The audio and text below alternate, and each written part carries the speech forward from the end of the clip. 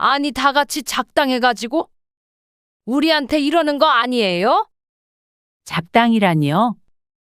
사돈도 그래요. 돈 좀 있다고 사람 무시하고 그러면 안 되는 거예요. 엄마, 무슨 말 하시는 거예요? 넌 가만히 있어. 어떻게 가족끼리 이렇게 냉정해요? 돈 좀 덜 냈다고 이렇게 사람을 업신여기고 이러다가 다음 달 카드가 못 갚으면 책임질 것도 아니잖아요. 너희도 우리가 왔으면 효도 여행이라고 생각하고 그 정도는 대신 내줄 수도 있는 거 아니야? 효도 여행이요? 이 여행은 장모님이 내주신 거예요. 거기에 2명 추가하면 얼마나 더 나온다고? 너무 치사한 거 아니야? 왜 굳이 쫓아오셔서 이렇게 사람을 부끄럽게 만드세요? 부끄러워? 거봐라. 너도 장가 가더니 돈 없는 부모는 무시하고 돈 있는 처가만 챙기지. 오늘 이야기 속 주인공은 61세 이석정 씨입니다.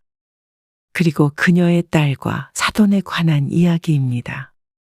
이 씨는 딸의 결혼식 때 안사돈을 마지막으로 보고 지난 몇 년간 한 번도 만난 적이 없었습니다.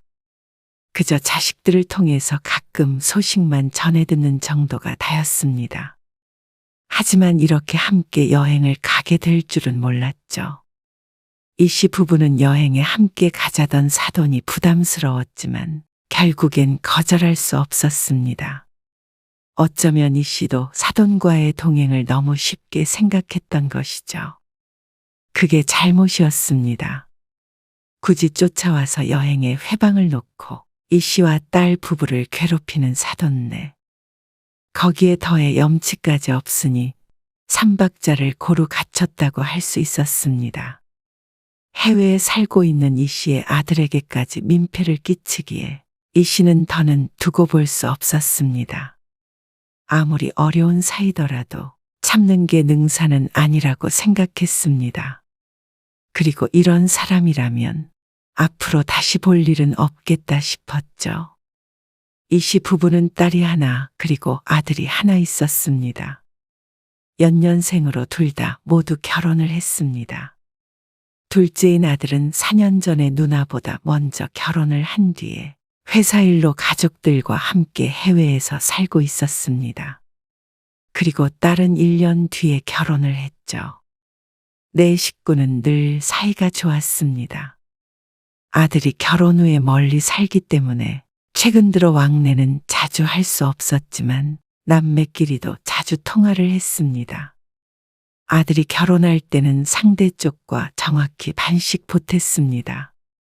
그래서 큰 마찰이 없었지만 이듬해 딸이 결혼할 때는 꽤나 잡음이 있었습니다. 반씩 지원하기로 했던 사돈네가 전셋집을 계약한 후에 말을 바꾼 탓인데 사위의 됨됨이가 좋지 않았다면 결혼이 엎어질 뻔했습니다. 사돈네가 3천만 원밖에 보태줄 수 없다고 하자 딸과 사위는 이 씨 부부에게도 지원은 필요 없다면서 자신들이 모은 돈으로 살림을 꾸려가겠다고 했습니다. 그 과정에서 사위가 찾아와 사죄를 하기도 했습니다. 이 씨는 사돈네가 줬어야 할 금액까지 딸 부부를 지원해 줬습니다. 사돈네의 오해처럼 돈이 남아 돌아서 그런 건 물론 아니었습니다. 그래도 내 자식 고생하며 사는 걸 원치 않았기 때문입니다. 그래도 이 씨 부부가 좀 더 경제적으로 상황이 나았기 때문에 그럴 수 있었던 건 맞지만 말이죠. 우여곡절 끝에 결혼식을 올렸고 그 뒤로 딸 부부는 생각처럼, 아니 생각보다 더 잘 살았습니다. 딸도 사위도 직업이 좋고 알뜰하기까지 해서 결혼 3년 만에 돈을 더 모아 작은 신축 아파트를 살 수 있었습니다. 무척 대견했죠. 그리고 겹경사도 있었습니다. 엄마, 나 임신이래. 뭐? 정말? 너무너무 축하해. 딸은 내 집 마련을 한다며 사위와 함께 일만 하며 살았습니다. 무작정 아이를 낳을 수 없으니 기반을 좀 더 마련한다며 말이죠. 그러다 집을 사서 이사를 하고 마음의 여유가 생기니 이세 계획을 하고 있다는 말은 들었습니다. 하지만 벌써 30 중반이기 때문에 이렇게나 빨리 생길 줄은 몰랐죠. 너무 잘 됐다. 박서방이 좋아하겠다. 얼른 자리 잡아서 아이를 키우고 싶다던 사위가 떠올랐습니다. 말이라고 해. 소리 지르고 난리 났었어.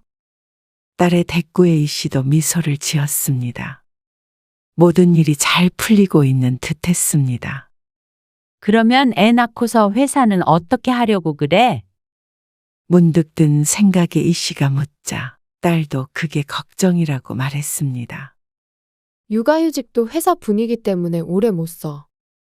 나중을 생각한다면 쉽게 회사를 쉬거나 그만둘 수도 없었습니다. 시집에는 얘기해 봤어? 내가 여쭤본 건 아니고. 딸이 말끝을 흐렸습니다. 그러면 애기 생겼다고 말씀드리니까 애는 못 봐주신다고 그러시더라고. 물어보지도 않았는데? 응, 아니 왜? 일 안 하시잖아.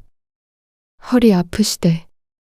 그러자 딸이 씁쓸하게 웃는 소리가 들렸습니다. 이 씨가 안사돈을 먼저 떠올렸던 이유는 사돈이 딸내와 무척 가까운 곳에 살고 있기 때문이었습니다. 그럼 엄마가 가서 도와줄게. 애 어린이집 보내기 전까지만이라도. 정말? 도움이 구하려고 했는데 가깝지도 않은데 왔다 갔다 할 수 있을까? 하면 하지 왜 못해? 남의 손에 어떻게 애를 맡기니? 딸도 그게 걱정은 걱정이었다고 대답했습니다. 이 씨와 딸네 집은 차 타고 40분 정도 걸리는 거리였습니다. 그래도 잘 살아보려는 딸 부부에게 전혀 도움을 못 줄 만한 거리는 아니었습니다.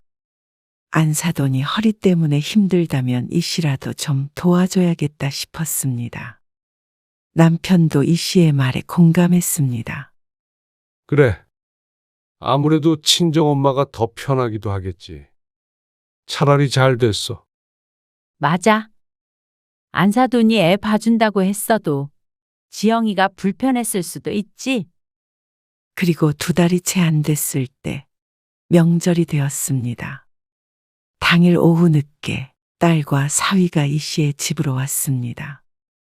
사위의 양손엔 선물이 잔뜩 들려 있었습니다. 이게 다 뭐야? 딸 임신 축하 선물을 이 씨 부부가 줘야 할 판이었는데 오히려 딸 부부가 이 씨를 챙겼습니다. 애기 봐주신다고. 그래서 감사해서요. 사위가 서글서글하게 웃으며 말했습니다. 아이고, 내 손주 내가 봐준다는데 무슨 선물이야? 그래도요. 장모님이랑 장인어른 덕분에 한시름 났어요. 도움이 구하려고 했다며. 오히려 나 때문에 박서방이 불편한 거 아니야? 아니에요. 그럴 리가 없죠. 저희는 너무 좋아요. 즐거운 분위기 속에 함께 식사를 하다가 문득 딸이 말했습니다. 엄마, 우리 태교 여행 겸 가족 여행 한번 가자. 이 씨 부부가 놀라서 딸을 쳐다보자 옆에 있던 사위가 덧붙였습니다. 네. 애기 태어나기 전에 넷이서 여행 한번 가면 좋을 것 같아요. 딸과 사위는 이 씨 부부에게 함께 푸켓으로 가족 여행을 가자고 했습니다. 뜻밖의 제안에 놀라기도 했지만 한편으로는 설레기도 했습니다. 딸내는 결혼 후에 사돈네와 함께 해외에 한번 갔다 온 적이 있는데 그때도 내심 부러운 마음이 있었기 때문이었습니다. 일이 바쁜 탓에 이 씨 부부와는 늘 다음을 기약했지만 이번에 딸과 함께 여행을 갈 수 있게 돼서 무척 좋았습니다. 사위가 불편하지 않을까 했지만 사위가 오히려 적극적으로 여행을 추진했습니다. 4박 5일 정도로 생각하고 있어요. 아무래도 지영이가 임신했으니까 너무 돌아다니지 않고 수영장 있는 호텔에서 쉬다 온다는 생각으로 가면 좋을 것 같아요. 맛있는 것도 먹고요. 그래. 너무 좋겠다. 그래서 거론된 곳이 푸켓이었습니다. 태국인이 이국적이고 유명한 음식도 많을 듯 했습니다. 이 씨의 남편도 무척 좋아했죠. 그러면 임신 축하 선물도 줄 겸 여행 경비는 엄마 아빠가 낼게. 남편의 말에 이 씨도 고개를 끄덕이며 말했습니다. 그래. 그렇게 하자. 아니에요. 저희가 낼게요. 아니야. 선물을 따로 주는 것보다 그게 좋지 않을까? 처음엔 거절하던 딸과 사위도 나중에는 크게 기뻐했습니다. 그래서 항공권과 숙소를 딸 부부가 알아보고 결제는 이 씨가 하기로 했습니다. 그럼 가서 밥은 전부 저희가 살게요. 하도 미안해 하길래 그러라고 했지만 가서도 웬만하면 이 씨 부부가 낼 작정이었습니다. 함께 가자고 한 그 마음이 기뻤기에 돈은 아깝지 않았습니다. 그렇게 여행 계획을 짜고 있던 어느 날, 이 씨가 싱가포르에 있는 아들에게서 전화를 한 통 받았습니다. 여행 계획을 하고 있다고 말하니 아들이 이 씨 가족을 초대했죠. 어차피 비행기 타시는 거 싱가폴로 오시면 저희도 보고 좋죠. 애도 보고. 이 씨의 며느리는 1년 전에 싱가포르에서 아기를 낳았습니다. 그래서 이 씨 부부가 작년에 싱가포르에 다녀왔는데 이틀만 있다가 오는 일정이었기 때문에 무척 아쉬웠습니다. 딸은 조카를 사진으로만 봤고 말이죠. 내심 아들의 말에 솔깃했습니다. 또 저희 집에서 주무시면 여행 경비도 아끼고 좋죠. 아들의 말에 이 씨가 펄쩍 뛰었습니다. 이 식구들 다 끌고 너희 집에서 어떻게 자니? 아이도 어린데 며느리에게 부담을 주고 싶지 않았습니다. 작년에 아들네 집에 가봤던 기억으로는 집도 넓은 편이 아니라 여러모로 서로 불편할 것 같기도 했습니다. 아무튼 가더라도 호텔에서 자야지. 힘든 며느리 괴롭히는 시엄마 되기 싫다. 어쨌거나 너희 누나한테 한번 물어볼게. 아들과 전화를 끊고 딸내와 함께 상의를 해보았는데 사위도 흔쾌히 수락했습니다. 그러면 그쪽 가서 호텔에 방 2개 예약하고요. 처남 시간 되면 하루 정도 함께 시간 보내면 좋을 것 같아요. 그래서 이 씨는 싱가포르를 가는 비행기표를 예약하게 되었습니다. 3달 뒤 일정이었습니다. 그 정도면 임신 초기는 지나기에 딱 좋다고 생각했죠. 여행 준비는 순조로웠습니다. 딸이 잘 알아본 덕에 수영장이 딸린 좋은 숙소도 저렴한 금액에 예약할 수도 있었습니다. 그런데 여행을 한 달 남기고 딸이 전화를 했습니다. 물어볼 것이 있다고 했는데 어쩐지 망설이며 용건을 꺼냈습니다. 우리 여행하는 거 말이야. 여행이 왜? 문제 있어? 그게 아니라 우리 시어머니랑 형님이 같이 가고 싶다고 그러시네. 그 말에 이 씨는 얼른 대답하지 못하고 놀란 표정을 지었습니다. 사위는 누나가 하나 있었는데 아직 미혼이었습니다. 그래서 안사돈과 함께 살고 있었는데 이 씨네 여행에 동행하고 싶다는 말이었습니다. 그런 조합의 여행은 생각도 못 해본 터라 당황하고 있는데 딸이 말을 이었습니다. 박서방이 그건 안 될 것 같다고 거절을 했다는데 오늘 시어머니가 나한테 전화하셔서는 어머님네 경비는 다 따로 내겠다고 그러시면서 꼭 같이 가고 싶으시다는 거야. 근데 거기에다가 내가 안 된다고 말씀드리기가 힘들더라고. 딸의 심정을 이해 못하는 바는 아니었습니다. 시어머니는 늘 어려운 존재이니 말이죠. 박서방이 시어머니랑은 나중에 가자고 하는데 그래도 마음이 불편해서 혹시나 해서 엄마한테 한번 물어보는 거야. 이 씨는 사실 망설여졌습니다. 그래서 이번에는 사돈네와 함께 여행을 다녀오라고 이 씨가 양보할 작정이었습니다. 그런데 딸은 자신의 태교 여행인데 이 씨 부부와 함께 가고 싶다며 울적해했습니다.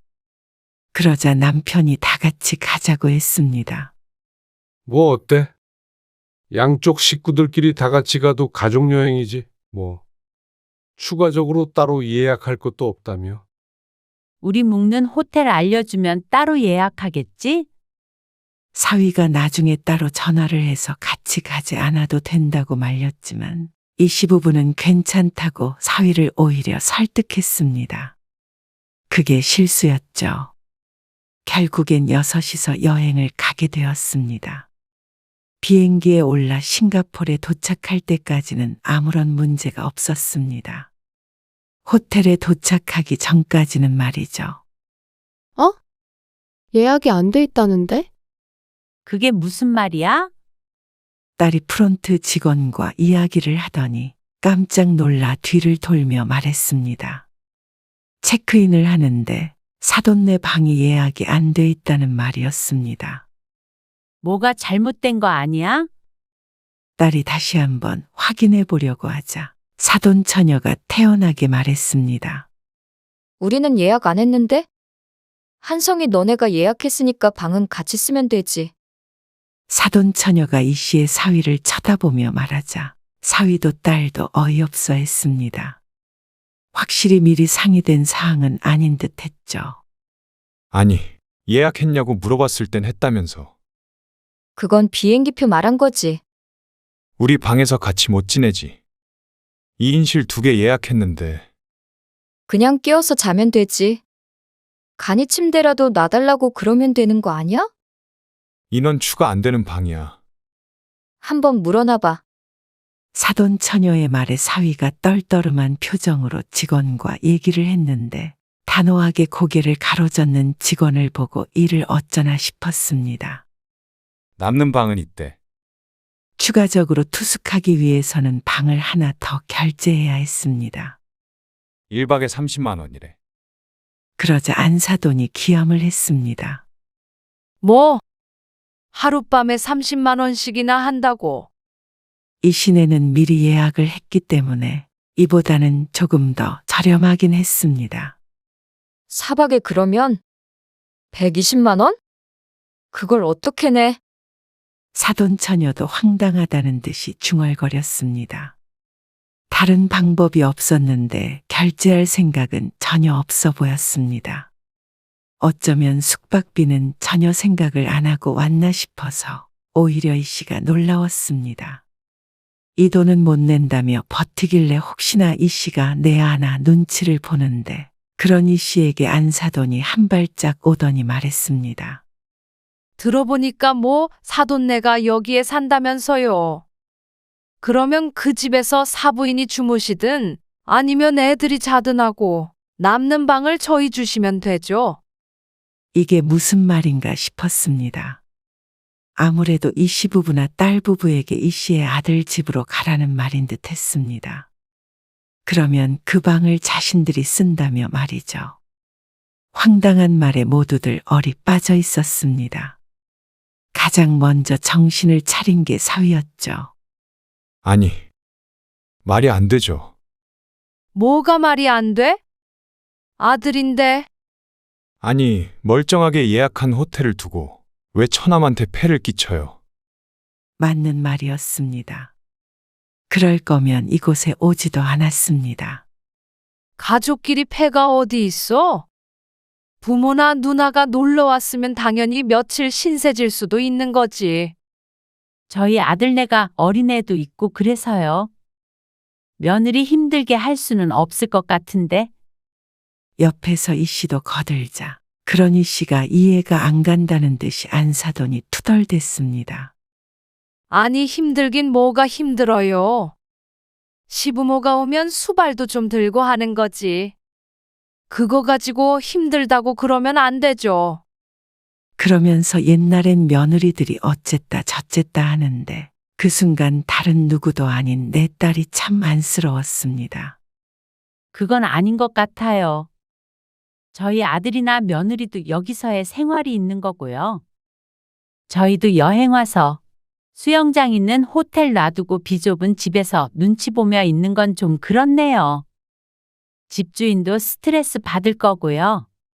그래가지고 어떻게 즐거운 여행을 하겠어요? 이 씨의 말에 안사돈이 인상을 팍 쓰며 말했습니다.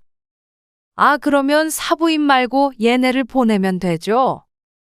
딸 부부를 손가락으로 가리키며 말하는 안사돈. 저희도 당연히 호텔이 좋죠.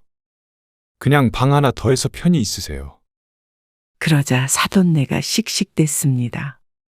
그러면 120만 원을 내라는 거야?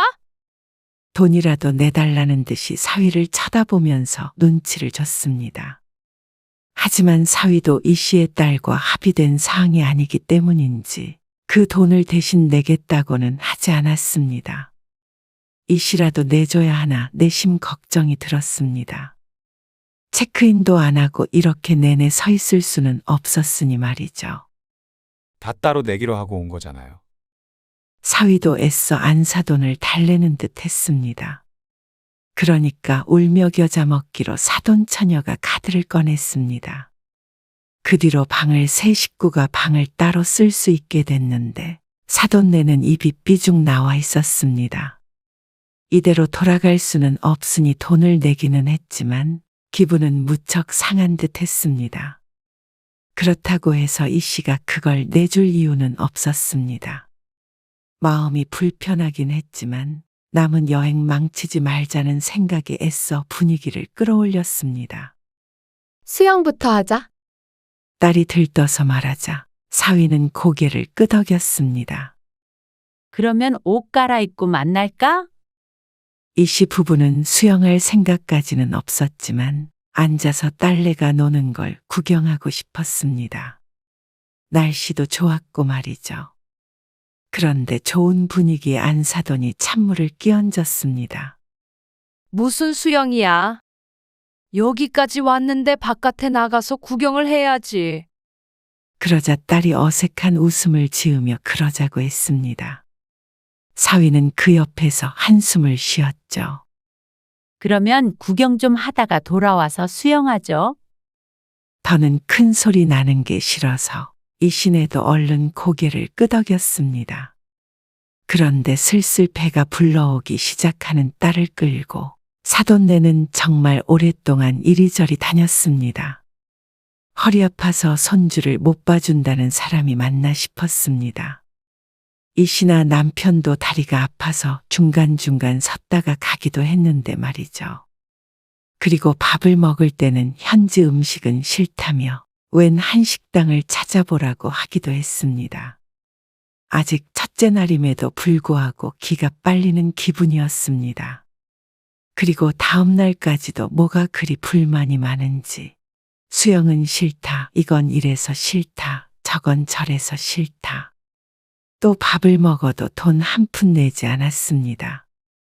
정말 비행기표만 달랑 끊어서 무작정 온 것 같았습니다. 돈 가지고 치사하게 굴기는 싫었지만 어쩜 저런 사람들이 다 있나 싶었습니다. 굳이 여행에 따라와서는 말이죠. 나중엔 쇼핑을 한다더니 환전을 안 했다며 사위에게 현금을 좀 달라고 하기도 했습니다. 그러면서 한다는 소리가 기가 막혔습니다.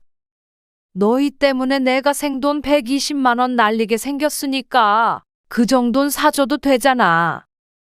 꼭 호텔 비용을 딸 부부 때문에 낭비한 것처럼 말하는 사돈네가 어처구니가 없었습니다. 내 가족이었다면 한마디 했겠지만 차마 그럴 수는 없었습니다. 사위의 표정만 울그락불그락해질 뿐이었습니다. 무언가 참고 있는 듯한 표정에 안쓰럽다는 생각이 들 정도였습니다. 다음 날엔 낮 동안 쭉 수영을 하다가 저녁에 이 씨의 아들에게 가기로 했는데 사돈네는 굳이 꼭 관광을 해야겠다고 했습니다. 이럴 거면 따로 다녔으면 하는 마음이 컸습니다. 사위도 같은 생각이었는지 수영할 사람들은 있고 관광할 사람들은 따로 돌아다니자고 했습니다. 그러자 안사돈이 사위를 물고 늘어졌습니다. 우리끼리 어떻게 가? 너는 같이 가야지 우리랑. 우리랑 가족이 아니냐며 우기는 통에 딸이 오히려 사위의 옆구리를 쿡쿡 찔렀습니다. 차라리 사위가 데리고 나가는 게 딸의 정신 건강이 좋을 것 같았습니다. 사위도 그렇게 생각했는지 한숨을 한번 쉬더니 사돈네와 함께 호텔 밖으로 나갔습니다. 고생이 많네. 이 씨의 남편이 많은 걸 함축한 말 한마디를 건넸습니다. 그러자 딸이 애써 웃어 보였습니다. 그래도 우리끼리 있으니까 낫다. 그리고 저녁에 만나기로 한 아들에게는 미리 연락을 해둔 상태였습니다. 며느리가 저녁 식사를 대접하기로 했는데 아무래도 인원이 늘어 힘들까봐 외식을 하자고 했죠.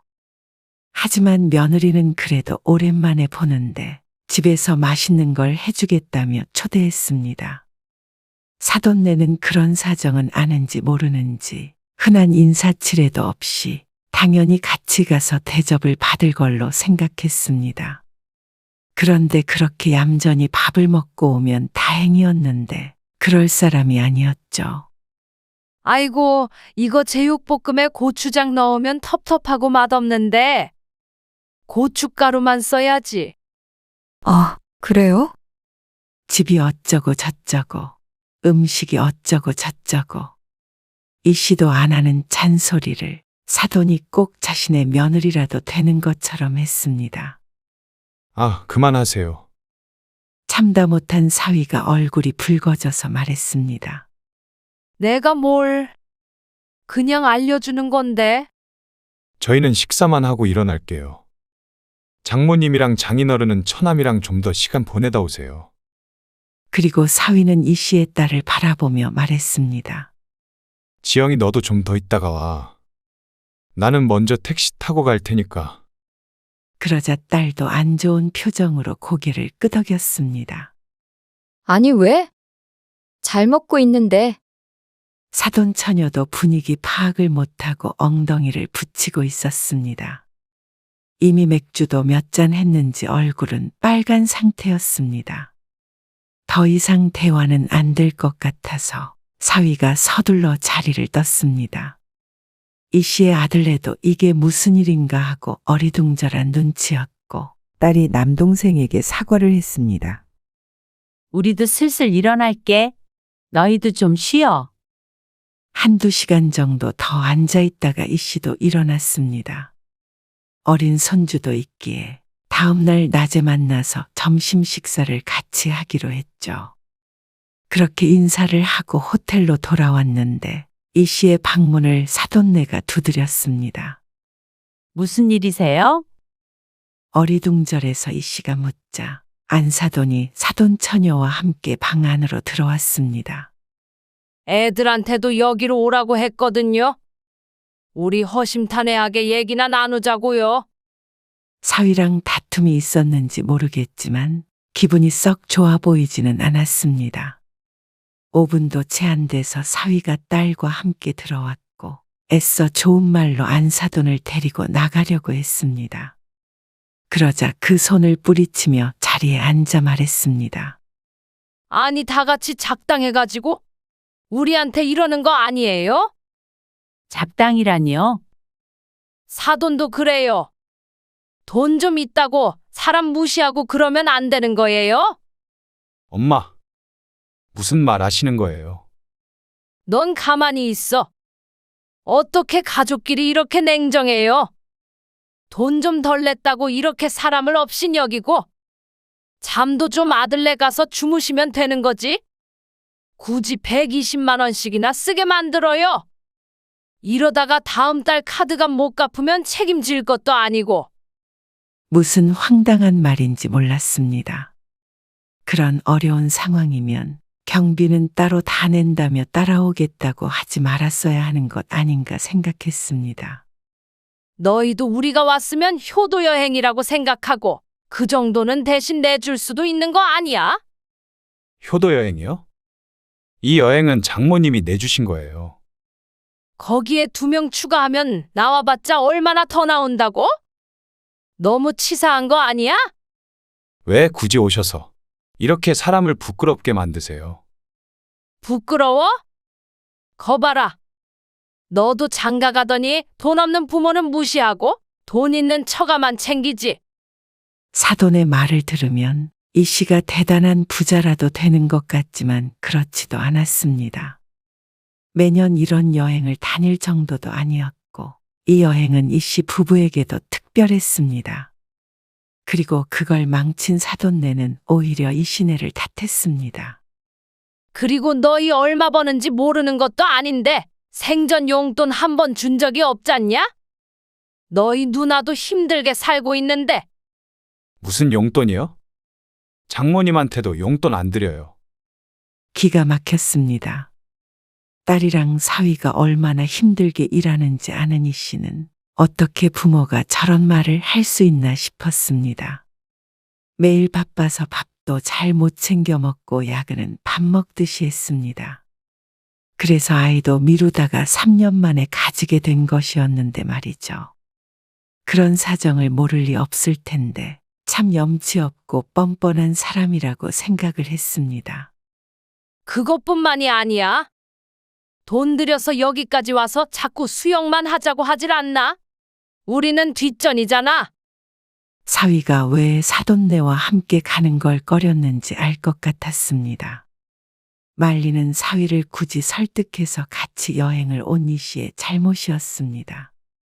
사돈네에 대해 잘 모르기에 할 수 있었던 어리석은 선택이었죠. 그렇게 이 여행에 불만이 많이 있으시다면 이제는 따로 여행하죠. 저희가 호텔을 옮길게요. 이 씨도 돈이 썩어나는 게 아니었지만 더 이상 이렇게 얼굴 마주보며 나머지 일정을 소화해낼 자신이 없었습니다. 이것 봐. 돈 자랑하면서 사람을 어쩜 이렇게 무시하는지. 이래도 무시한다. 저래도 무시한다. 더 이상 얘기할 가치도 없었습니다. 이 씨는 서둘러 짐을 쌌습니다. 참나. 그러면 무서울 줄 아나? 가세요. 그러자 사위와 딸도 일어났습니다. 저희도 호텔 옮길게요. 원하는 대로 여행하세요. 뭐야? 너도 간다고? 네. 아니, 우리는 현금도 하나도 없어. 요즘 카드 다 돼. 현금 인출할 수도 있고. 너 정말 이럴 거니? 있는 놈이 더 하다니까? 너는 도대체 누구 자식이야? 더 이상 아들 망신시키지 마세요. 너 말버릇이 그게 뭐니? 이러고도 후회 안 할 줄 알아? 사돈네가 펄쩍 뛰고 난리가 났습니다. 자기들끼리 여행은 어떻게 하며 공항까진 어떻게 가느냐며 말이죠. 우리가 이러려고 그 돈을 쓴 줄 알아? 누가 보면 다른 사람을 위해 여행을 온 듯 했습니다. 어쩌면 처음부터 비행기값만 들이고 공짜로 여행이라도 할 계획이었던 것 같았죠. 하지만 이 씨도 애써 큰 돈을 써가며 최악의 추억을 만들 필요는 없었습니다. 그게 아무리 사돈이라도 더 이상은 예의를 차릴 필요성을 느끼지 못했습니다. 이 씨 부부는 차라리 다른 호텔로 옮겨서 조용히 여행하다가 아들네 부부도 만나고 그렇게 지내고 싶었습니다. 애초에 그러기 위해서 싱가폴로 온 것이었으니 말이죠. 그런 이 씨를 딸 부부가 따라오겠다고 했습니다. 이 씨는 흔쾌히 고개를 끄덕였습니다. 어차피 여행 경비는 이 씨가 대주기로 했고 이 씨도 딸과 함께 여행을 계속하고 싶었습니다. 그러면 우리는 한국 돌아갈 테니까 숙소 결제한 비용 내놔. 또 사돈이 엉뚱한 소리를 하길래 이 씨도 한마디 했습니다. 그럼 저희 여행 망친 비용 내실래요? 뭐라고요? 그동안 먹은 밥값이랑 환불받지 못하는 저희 숙소비랑 다 주실 거냐고요? 아니 그걸 우리가 왜 내요? 그럼 저희는 사돈네 숙소비를 왜 내나요? 그러니까 각자 갈 길 가자고요. 그리고 30분도 안 돼서 짐을 싸고 나왔습니다. 둘이 덩그러니 남겨진 사돈네는 어찌나 열받아 하던지 술을 마셔 붉은 얼굴이 터질 듯이 검붉어졌습니다. 그래도 차마 붙잡을 명분이 없는 모양인지 씩씩대는 숨소리만 들려졌죠. 죄송해요. 장인어른, 장모님, 제가 면목이 없네요. 누구의 탓인지 잘잘못을 따질 필요도 없었습니다. 다들 좋은 마음으로 함께 온 것이었고 남은 날이 있으니 즐겁게 보내다 가고 싶었습니다. 우리는 어쩔 수 없지만 너희는 그래도 나중에 좋게 마무리해. 부모를 안 보고 살 것이 아니라면 한국에 돌아가서도 인연은 이어가야 할 것이었습니다. 지금이라도 어머니한테 돌아가려면 가. 우리는 우리끼리 다녀도 돼. 그렇다면 이렇게 여행 중간에 사돈을 두고 온 이 씨의 행동이 잘못된 것일 수도 있었습니다. 하지만 사위는 극구 따라오겠다고 했죠. 지금 돌아가면 지영이도 태교 여행은 하지 못한다며 말이죠. 그래서 이 씨는 딸네 부부와 함께 택시를 타고 아들네 집 근처에 있는 호텔에 묵었습니다. 남은 일정은 얼마 안 되지만 그래도 즐거운 시간을 보내다 올 수 있었죠. 나중에 딸을 통해서 듣게 된 얘기는 사위가 노발대발해서 연을 끝내 만회하는 이야기까지 나온 모양이었습니다. 그래서 사돈네 사과를 받았다고 하는데 이 씨는 아무래도 상관없었습니다. 앞으로 같은 일은 절대로 일어나지 않을 테니 말이죠. 딸이 걱정되었지만 별일은 없다고 했습니다. 앞으로도 없을 거라고 걱정 말라는 말에 한시름 놓을 수 있었습니다. 그런데 시간이 지나고 보니 이번 여행도 특이하고 기억에 남는 추억이 되었습니다. 그래서 두고두고 딸 부부와 함께 회자하게 되는 사건이 되었죠. 그 뒤로 종종 함께 놀러도 가곤 했지만 사돈네는 콧배기도 보지 못했습니다. 그저 예전처럼 딸을 통해서 안부 정도만 알 뿐이었고, 그래서 평화가 깨지는 일은 없었습니다.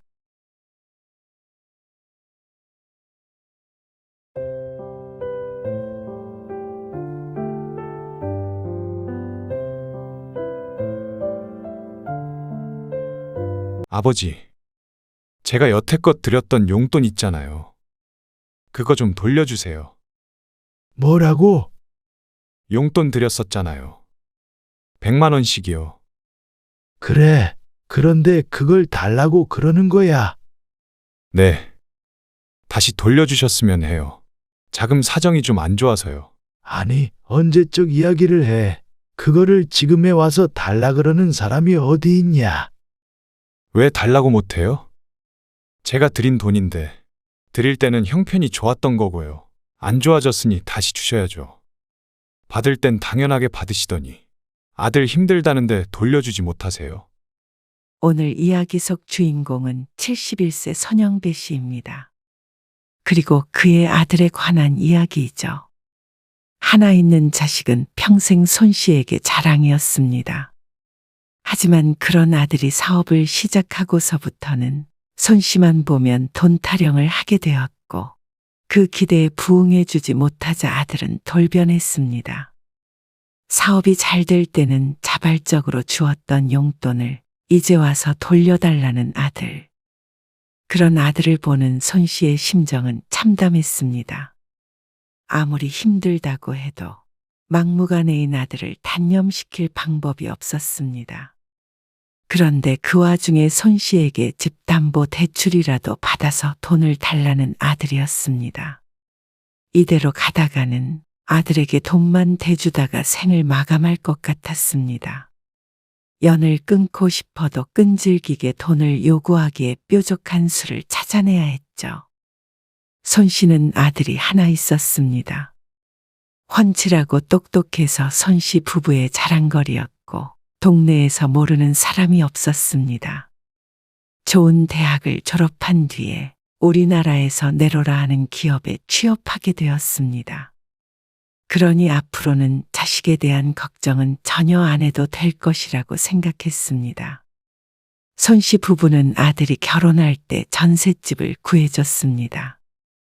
하나밖에 없는 아들이기에 마음 같아서는 집을 한 채 사주고 싶었지만 손 씨 부부의 노후까지 생각하자면 그럴 수는 없었죠. 그래도 감사해요. 아예 없이 시작하는 사람들도 있는데요. 뭘? 그래? 너희 둘이 잘 보니까 금방 집도 사고 할 수 있을 거야. 아들은 손 씨 부부에게 감사하다며 잘 살겠다는 말을 했습니다. 아들과 예비 며느리 모두 큰 회사에서 일을 하고 있었고 충분히 능력이 있으니 이 정도까지가 손 씨가 아들에게 해줄 수 있는 마지막이라고 생각했습니다. 그런데 모든 것은 손 씨 부부에게 뜻밖의 돈이 생기면서 시작이 되었습니다. 아들이 결혼한 지 6년 정도가 되었을 때였습니다. 아들 내외는 손주 둘을 낳고 잘 살았습니다.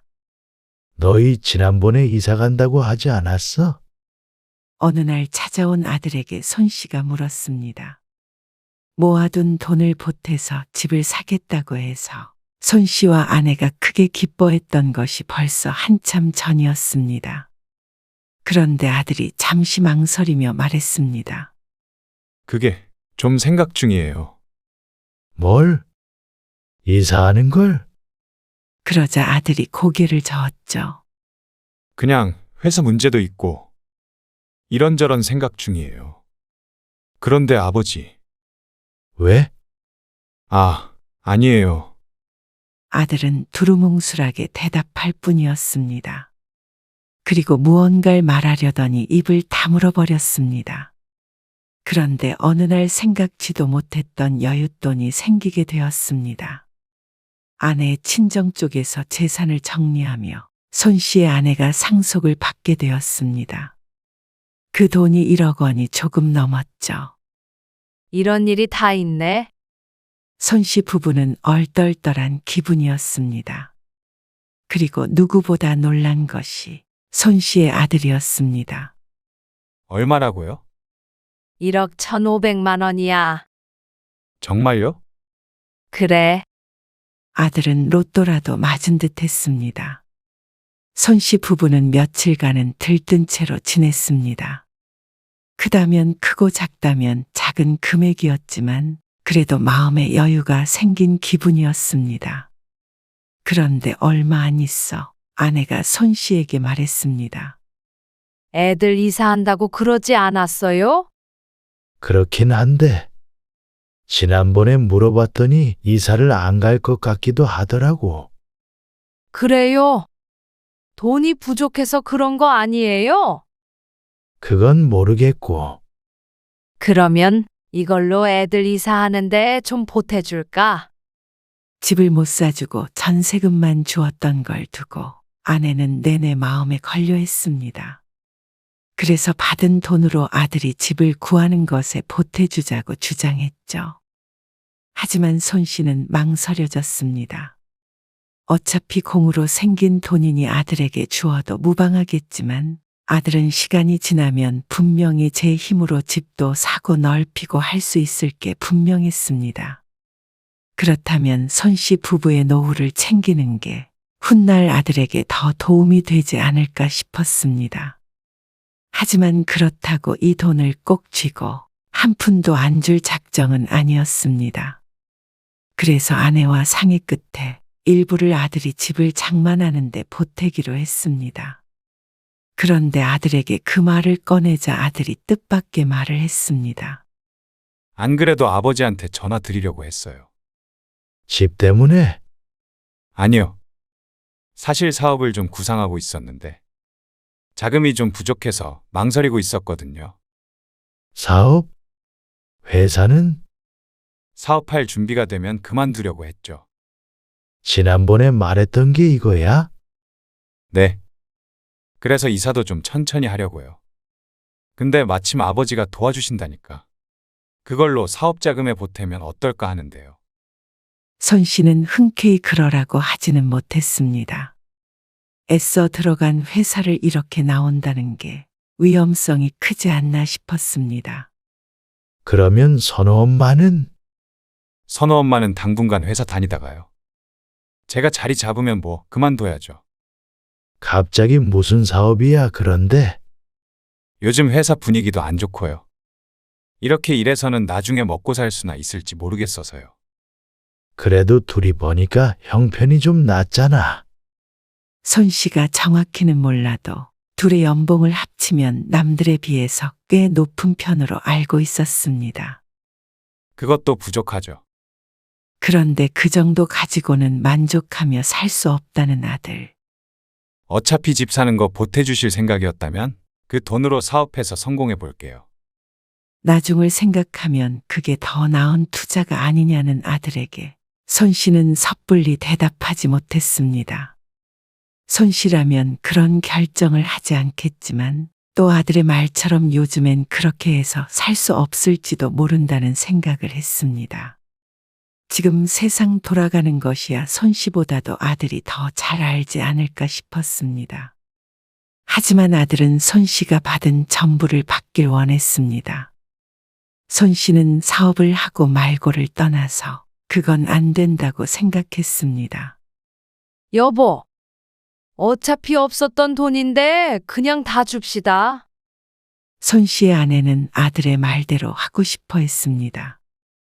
예전부터 아들에게 하나라도 더 주고 싶어 하던 아내였으니 그런 마음을 모르는 건 아니었습니다. 우리 노후는 생각 안 해? 나중에 크게 아플 일이라도 있으면 어떡해? 우리도 목돈을 좀 가지고 있는 게 좋지. 물론 연금도 나올 것이고 나름대로 젊어서부터 노후 준비는 해왔지만 그래도 사람 일이라는 게 어떻게 될지 몰랐습니다. 그래서 손 씨는 아들에게 7천만 원을 주기로 약속했죠. 아들은 아쉬워했지만 그래도 기쁘게 받았습니다. 그리고 그게 잘한 결정이었는지 아들의 사업은 반년 정도 지나자 잘 되기 시작했습니다. 몸은 좀 어떠세요? 그냥 그렇지 뭐. 병원은 다녀왔어. 일은 안 하시는 거죠? 일은 진작부터 안 하지. 그쯤 손 씨는 몸이 좋지 않아서 하던 일을 접게 되었습니다. 건강이 허락하는 한 일을 하고 싶었는데 이제 몸으로 할 수 있는 일은 하지 못할 것 같았습니다. 아들은 그런 손 씨에게 전화를 걸어 걱정했습니다. 제가 어머니 계좌로 100만 원 넣었어요. 100만 원을 왜? 그냥 용돈 쓰시라고요. 무슨 용돈이야? 쓸 돈 충분히 있어. 그래도요. 이제 벌이도 없으시잖아요.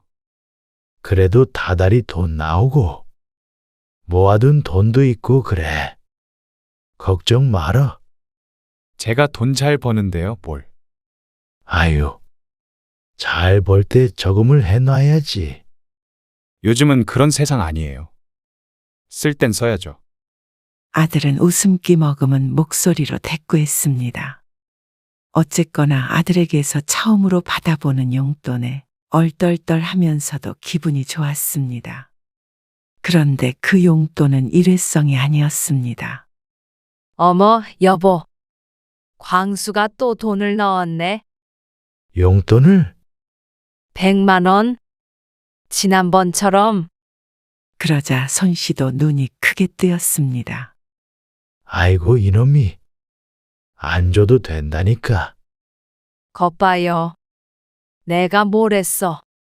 우리 아들 같은 효자 없다니깐. 사업자금을 보태줄지 말지 고민할 때 아내가 손 씨를 무척 답답해했는데 이렇게 막상 잘 돼서 용돈까지 받고 나니 어깨가 으쓱 올라갔습니다. 무슨 용돈까지 받아. 아직 전셋집에 사는 애들한테. 다 먹고 살만하니까 주는 거지. 그리고 돈을 그렇게 잘 번다는데 그깟 집 하나 못 사겠어? 손 씨는 그런 아내를 보고 웃고 말았습니다. 그 뒤로도 손 씨의 아들은 한 달에 100만 원씩 용돈을 주었습니다. 손 씨는 아들이 걱정되는 한편 뿌듯하기도 했습니다. 다달이 100만 원이라는 금액이 결코 적은 금액이 아니었으니 말이죠. 그런 아들의 마음이 고마웠습니다. 그런데 그 행복은 오래가지 않았습니다. 아버지, 이번에 용돈 못 드렸어요. 앞으로는 못 드릴 것 같아요. 아이고 됐다니까 그러네. 왜 굳이 용돈을 줘? 그동안 준 것만으로도 고맙다. 그래도 제 마음이 불편하네요. 한 달에 100만 원씩 주던 용돈은 시간이 지나자 70만 원이 되었고 전달에는 30만 원이 들어왔습니다. 아들의 사업이 힘들어지니 종래엔 용돈은 받지 못하게 되었죠. 하지만 손 씨는 전혀 상관이 없었습니다. 용돈을 받지 못하는 것보다 아들의 사업이 힘들다는 게 더 신경이 쓰였습니다. 사업이 잘 될 때 며느리마저 일을 그만두었기 때문에 휘청거리는 아들을 보니 무척 심란했습니다. 광수 사정이 그렇게 안 좋대요? 아내도 그런 아들네를 걱정하고 안쓰러워했습니다. 우리가 어떻게라도 도와줘야 하는 거 아닌지 모르겠네. 손 씨도 생각에 빠져 있는데 마침 아들에게서 연락이 왔습니다. 자금이 좀 막혀서 그러는데 한 3천 정도만 빌려주실 수 있으세요? 3천만 원? 큰 돈을 달라는 아들의 전화를 받고 깜짝 놀라자 아들이 덧붙였습니다. 그냥 달라는 건 아니고요. 빌려주세요. 사정이 안 좋다더니 손 씨에게까지 손을 벌리게 된 모양이었습니다. 아들의 사업에 대해 잘 모르기 때문에 조언을 해줄 수도 없는 노릇이라 답답한 마음이 들었습니다. 그런데 아들은 손 씨가 망설인다고 생각했는지 황급히 말했습니다. 차용증도 써드릴 수 있어요. 자금 돌면 바로 갚을게요. 무슨 자용증이야? 그냥 혹시 불안하실까 봐요. 아들도 손 씨에게 목돈이 남아있다는 사실을 알기 때문에 손을 벌리는 듯 했습니다. 이번에 3천만 원까지 주었다가 못 받게 되면 사실 상속받은 돈은 손 씨 부부의 수중에 남아있질 않을 것 같았습니다. 하지만 아들네 외 사업이 망할 것 같다는데 외면할 수도 없었습니다. 그래도 잘 될 때 용돈까지 주던 애들인데 그거 다 받아먹고는 외면할 수는 없지. 아내는 당연히 아들에게 사업자금을 빌려줘야 한다고 말했습니다. 따지자면 받은 용돈은 다 합쳐도 2천만 원이 되지 않았고 처음에 사업을 시작할 때 준 돈이 7천만 원이었습니다. 이번에 3천까지 주면 손 씨가 아들에게 주는 금액이 1억 원이었습니다. 누가 얼마를 더 주었냐를 따지는 것은 아니었지만 걱정이 되는 건 사실이었습니다. 하지만 이대로 아들의 부탁을 거절할 수도 없는 노릇이라 손 씨는 결국 3천만 원을 빌려주게 되었습니다. 아들은 갚겠다며 차용증을 써주었습니다. 당시에는 가벼운 마음으로 써주었던 것 같았는데 훗날 생각해보면 가장 잘한 일이지 않았을까 싶었습니다. 광수가 차용증 써준다고 그걸 써? 아, 그럼 우리도 빌려준 건 받아야 할 것 아니야? 용돈을 한 달에 100만 원씩 주던 아들한테 아내는 자신이 더 서운한 듯 중얼거렸습니다. 손 씨도 아들이 어려운 상황에서 그 돈을 달라고 할 생각은 없었습니다. 하지만 나중에 다시 사업이 잘 되게 되면 손 씨 부부도 목돈이 필요했습니다. 아들은 3천만 원만 있으면 금방 다시 돈을 벌 수 있을 것처럼 말했습니다. 하지만 그게 끝이 아니었죠. 3달쯤 있다가 찾아온 아들은 손 씨에게 아주 황당한 말을 했습니다. 아버지, 저희가 여태껏 드렸던 용돈 있잖아요. 그거 좀 돌려주세요. 손 씨는 자신이 잘못 들었나 싶어서 인상을 찌푸린 채 아들 쪽으로 귀를 다시 기울였습니다. 뭐라고? 용돈 드렸었잖아요. 100만 원씩이요. 그래? 그런데 그걸 달라고 그런 거야? 네. 다시 돌려주셨으면 해요. 돌려달라니. 손 씨가 황당함에 중얼거렸습니다. 자금 사정이 좀 안 좋아서요. 언제나 아들 편이던 손 씨의 아내도 대답을 하지 못하고 입만 벌리고 있었습니다. 아니, 그거를 지금에 와서 달라 그러는 사람이 어디 있냐? 왜 달라고 못해요? 제가 드린 돈인데. 아들은 당당하게 주장했습니다. 그리고 손 씨에게서 그러자 하는 대답이 나오지 않자 인상을 험악하게 구겼습니다. 드릴 때는 형편이 좋았던 거고요. 안 좋아졌으니 다시 주셔야죠. 받을 땐 당연하게 받으시더니 아들 힘들다는데 돌려주지 못하세요? 당연하게 받은 적도 없었고 아들이 힘들 때 외면한 적도 없었습니다. 아들의 논리대로라면 아들에게 드렸던 돈들은 손씨네가 힘들 때 돌려받을 수 있다는 말인데 반대 상황이었다면 아들이 선뜻 돈을 돌려줬을지 의문이었습니다. 아들이 결혼할 때 주었던 전세금과 사업자금 등을 합치자면 못해도 수억이었습니다. 살고 있는 집을 제외하자면 손씨 부부의 노후 자금보다도 많은 금액이었습니다. 아들이 주었던 용돈, 굳이 달라 그러면 못 줄 돈도 아니었습니다. 1,600만 원, 1,700만 원 정도일 것 같았는데 그래도 이건 아닌 듯 싶었습니다. 아들의 사업이라는 것이 밑빠진 독에 물을 붓고 있는 것 같았고 손씨도 노후 자금까지 위협당하면서까지 그 독에 대신 물을 채울 수는 없었습니다. 이미 준 것으로도 충분하다고 생각했죠. 네가 준 용돈을 저금해뒀겠냐? 그리고 용돈을 준 게 언제적 이야기인데. 아들은 손씨가 주지 않을 것 같자 그건 모르겠다며 난리를 쳤습니다. 갑자기 돌변해서 어찌나 소리를 치던지 내 아들이 아닌 것만 같았습니다. 그렇게 아들이 효자라고 입이 마르도록 칭찬하던 아내도 창백해진 채로 말도 못 꺼내고 있었습니다.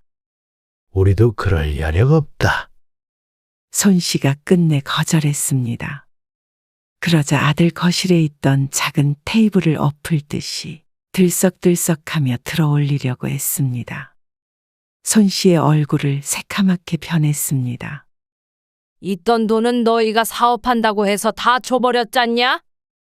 용돈은 생활비로 써버려서 줄 수가 없어. 손씨보다도 아내가 먼저 정신을 차리고 아들에게 화를 냈습니다. 좀처럼 화내는 일이 없는 아내가 아들을 비난하자 아들이 씩씩대며 일어났습니다. 제가 저 혼자 잘 살자고 이래요? 다 같이 잘 살아보려고 하는 거잖아요. 아, 그래서 힘 닿는 만큼 도와줬잖냐? 없는 걸 더 어떻게 내놓으라는 거야? 마련하려면 마련할 수 있을 돈이었지만 그러지 않는 것이 옳아 보였습니다. 아들은 끝내 집을 떠났습니다. 폭풍이 지나간 듯이 집이 한바탕 뒤집힌 기분이었습니다. 손씨도 아내도 망연자실해서 주저앉아 있었습니다.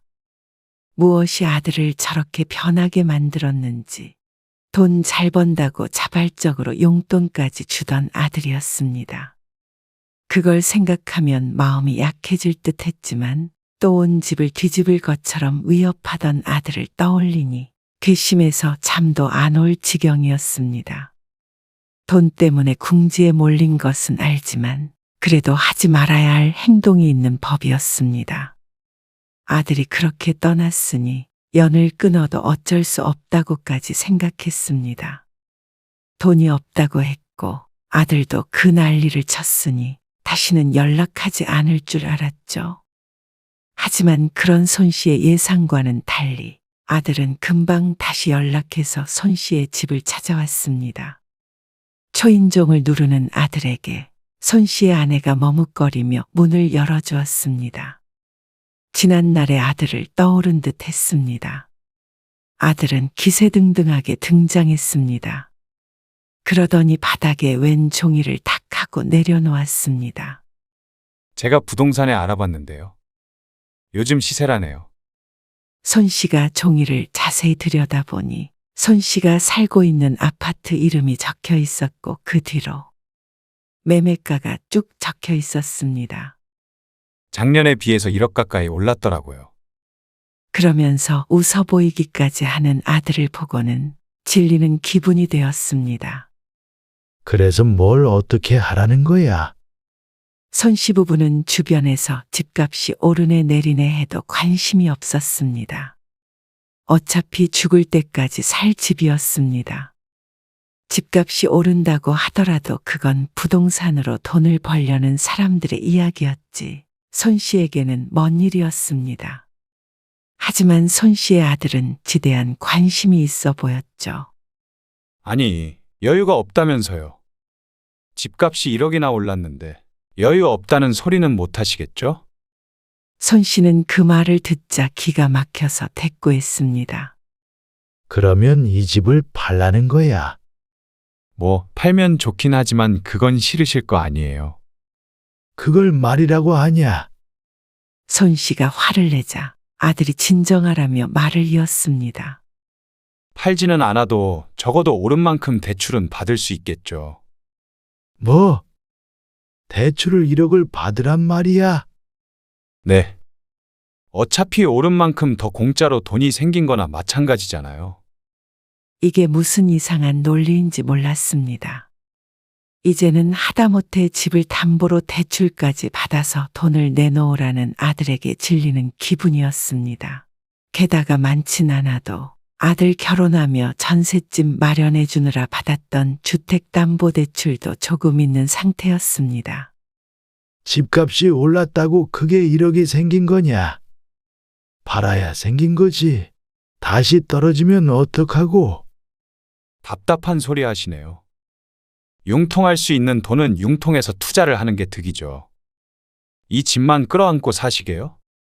아들은 막무가내였습니다.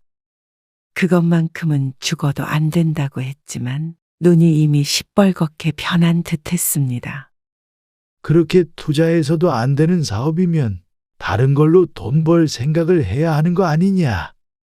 돈 잘 벌 때는 그렇게 좋아하시더니 제가 알아서 일으킬 거예요. 아들은 손 씨의 말을 듣지 않았습니다. 손 씨도 아들에게 실망했습니다. 반대로 돈 잘 벌 때는 효자 노릇 하려고 하더니 돈 못 버니 날강도가 따로 없었습니다. 차라리 평범하게 아무것도 안 주고 아무것도 안 가져가는 게 더 효자일 듯 했습니다. 하지만 손 씨가 버틴다면 아들도 집을 마음대로 팔 재주는 없었습니다. 그런데 그 뒤부터는 손 씨를 괴롭히기 시작했습니다. 광수 전화 왔네. 아내가 침음하며 휴대폰 화면을 들여다보았습니다. 이제는 아들의 전화가 받아선 안 되는 무서운 연락이 되어버렸습니다. 받지 말어. 차라리 차단을 해. 손 씨가 전화를 받지 않자 손 씨의 아내를 괴롭혀댔습니다. 아버지 좀 설득해보라며 말이죠. 설득도 해보고 화도 내보고 간절히 애원도 해봤습니다. 하지만 아들은 대출 받아서 돈만 주면 되는 것 아니냐고 오히려 손 씨 부부를 탓했습니다. 아내는 큰 충격을 받아서 시름시름 앓기까지 했습니다. 믿고 사랑했던 아들이 돈 때문에 부모를 해코지하니 마음의 상처가 남달랐습니다.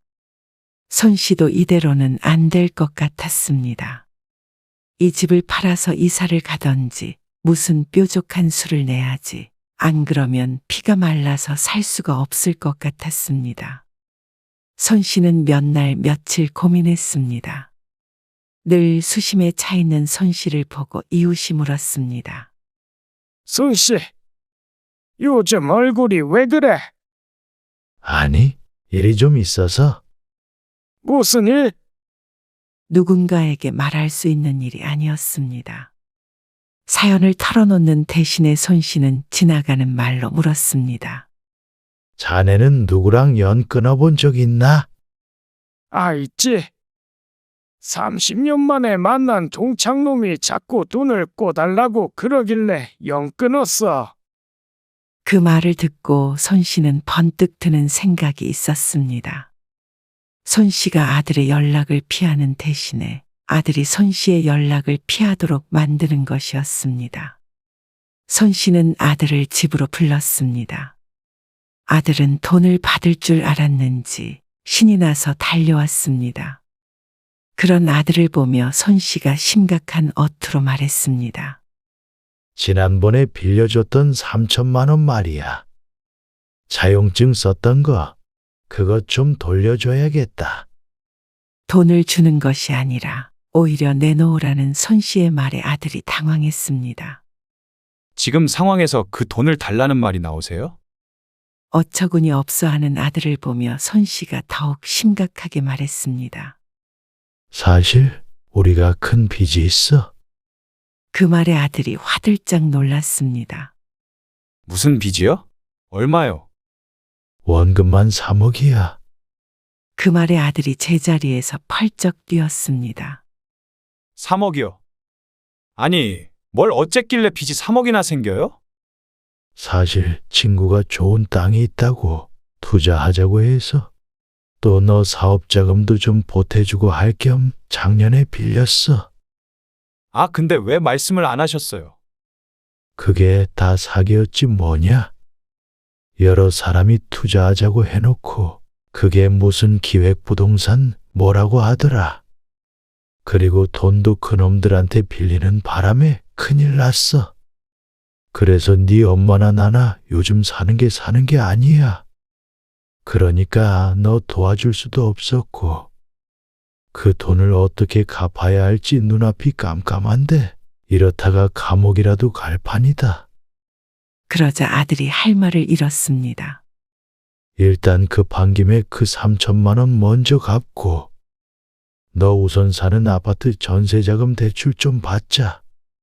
저희 집이요? 아니, 아버지 아파트는요.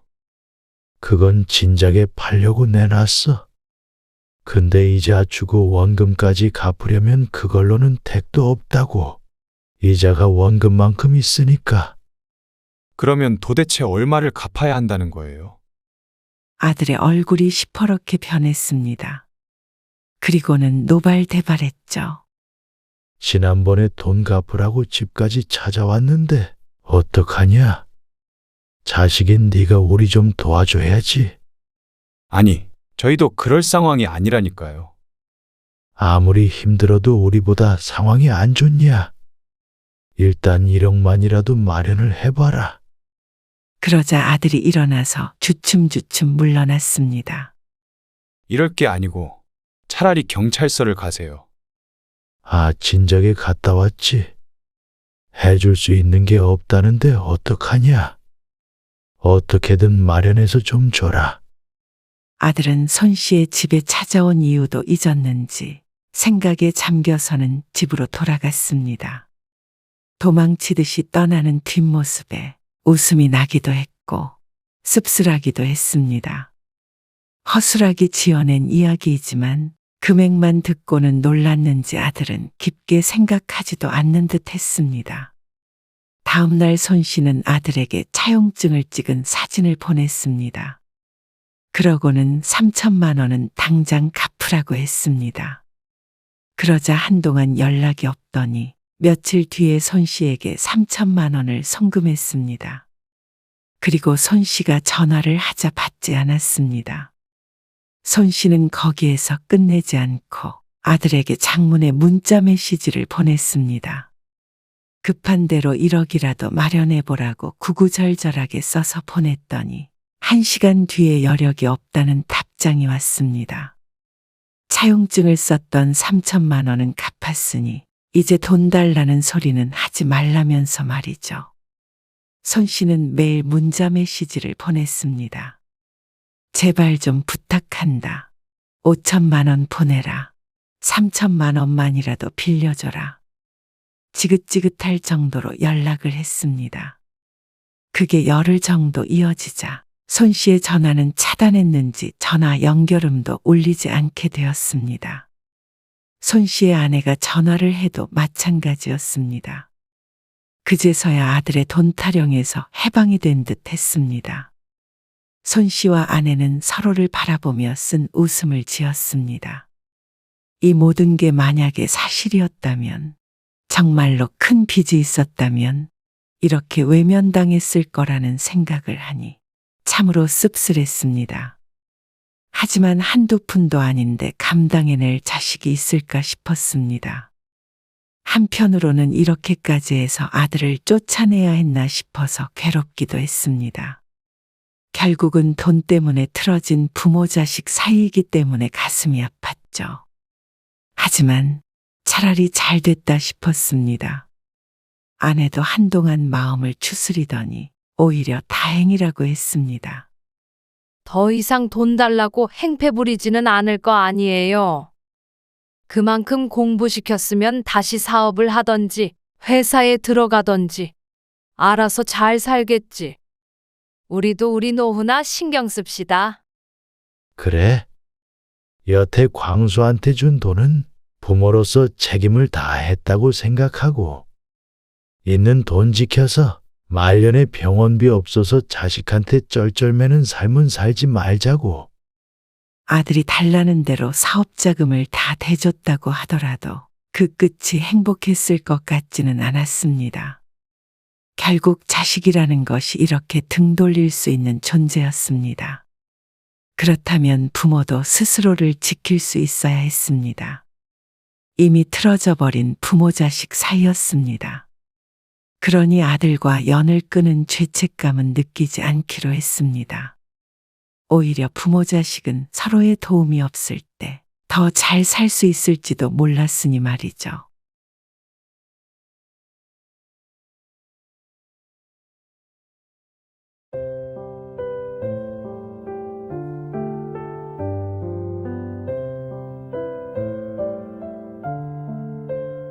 이대로는 내가 제명에 못 살겠다.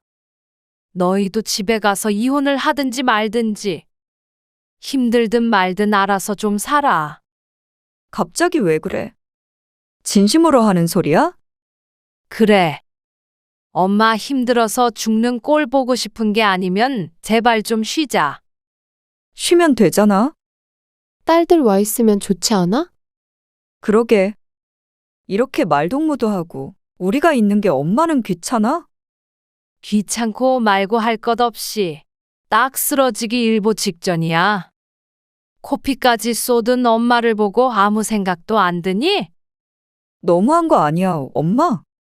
남들은 자식 오면 그렇게 좋아하고 안 자고 가면 서운해하고 그러던데 진짜 엄마 맞아?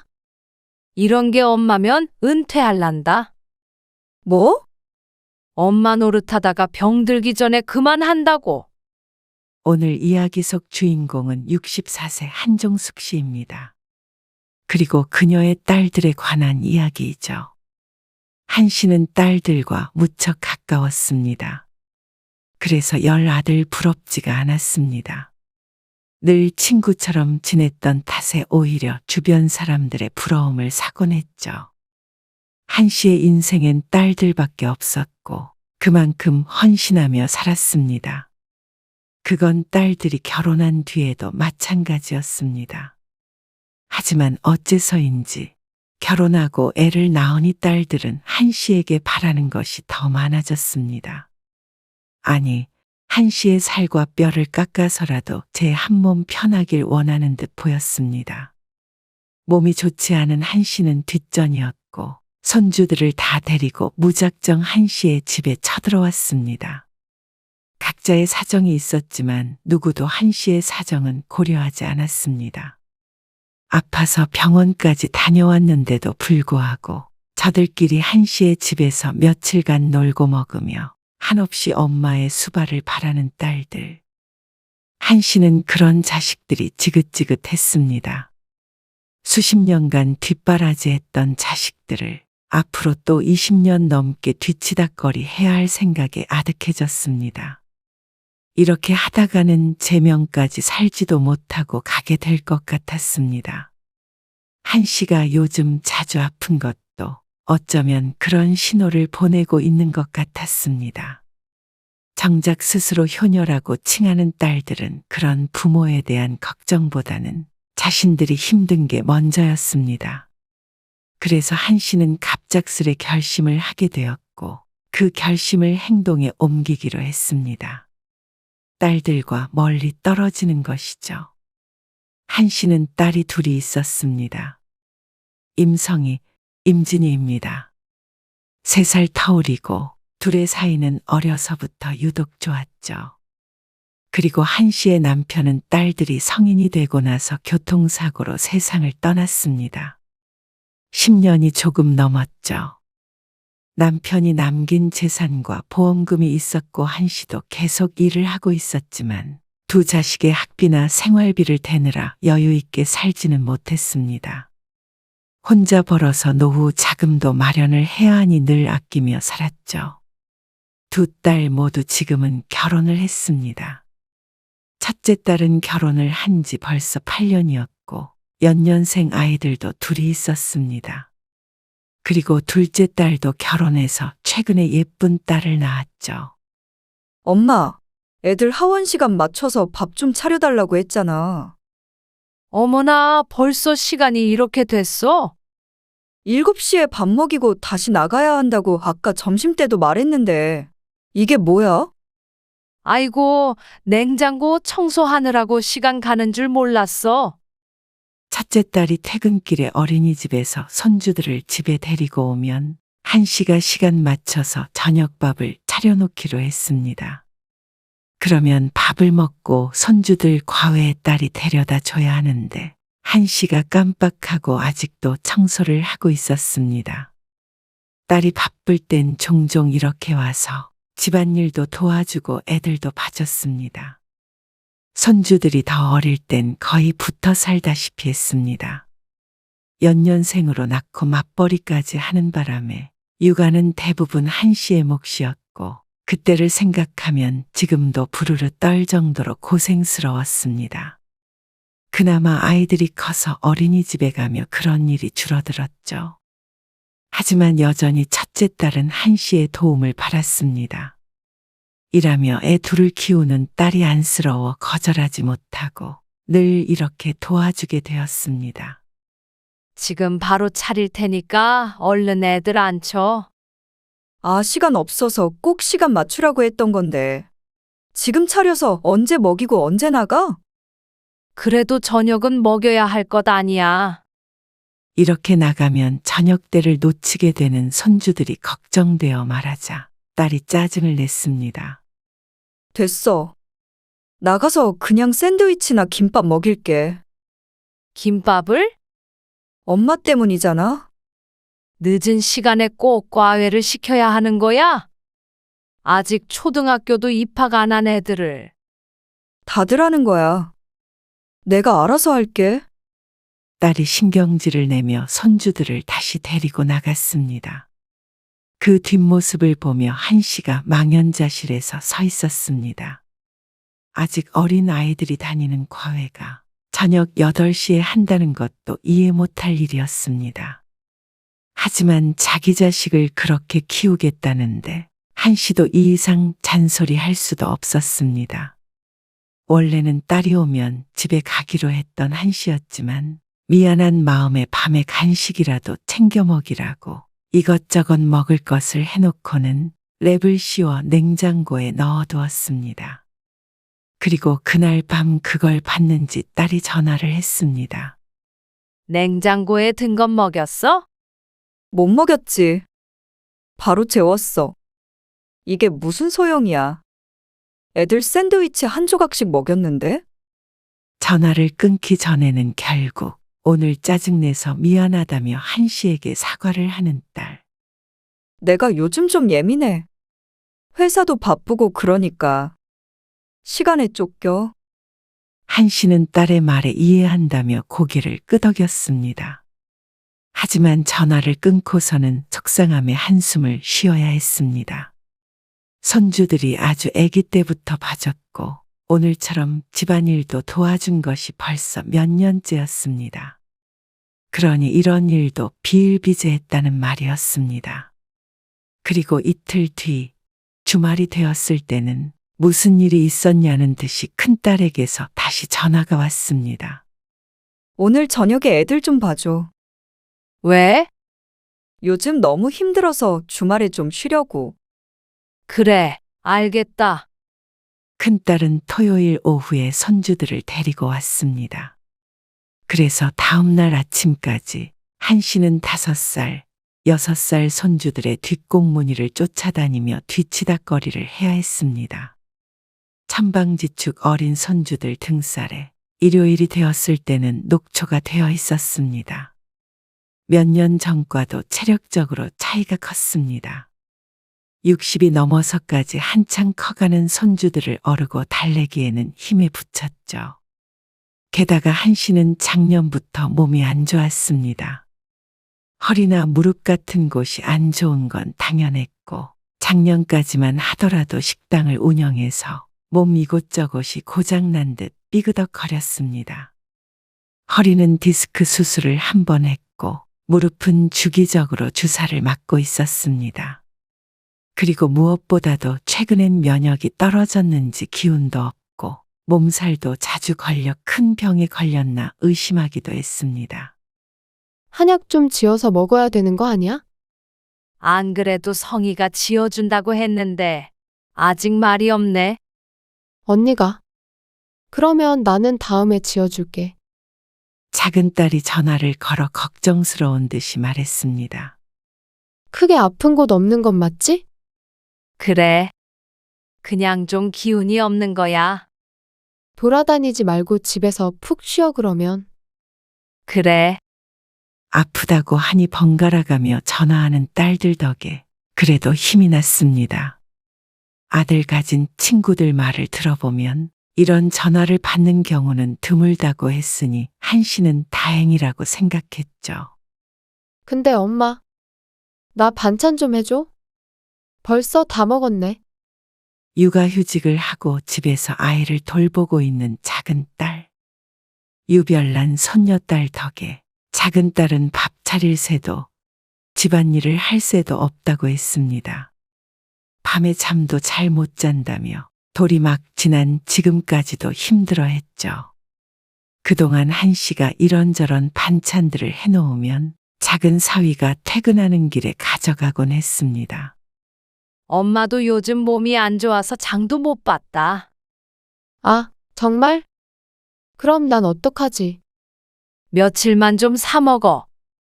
요즘 반찬 가게들 많잖아. 그건 그런데 다 비싸고 맛도 없던데. 사 먹으면 조미료 맛밖에 안 난다며 작은 딸이 투덜거렸습니다. 그래, 그럼 오늘 말고 내일 와. 장 봐와야 되니까. 정말 알겠어. 고마워, 엄마. 건강 관리 잘하고. 푹 쉬어.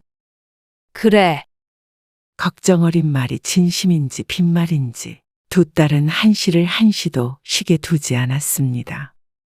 다음 날 반찬을 가지러 온다는 작은 사위 대신에 딸이 손녀딸을 안고 한씨의 집으로 찾아왔습니다. 진이 네가 웬일이야 갑자기. 연락도 없이 다짜고짜 찾아온 딸을 보며 한씨가 놀라서 물었습니다. 그러자 작은 딸이 미간을 찡그리며 말했습니다. 하루만 자고 가게. 왜 그러는데? 오늘 김서방 시댁에 갔어. 너는 왜 안 가고? 애 데리고 힘들어서 못 가. 한씨가 그래도 되냐고 하자 딸이 모르겠다며 신발을 벗고 들어왔습니다. 나 어제부터 몇 시간 못 잤거든. 엄마가 애 좀 봐줘. 엄마도 좀 쉬어야 해. 엄마! 언니 애들은 몇 년 동안 다 키워줬으면서 왜 우리 애기는 안 봐줘?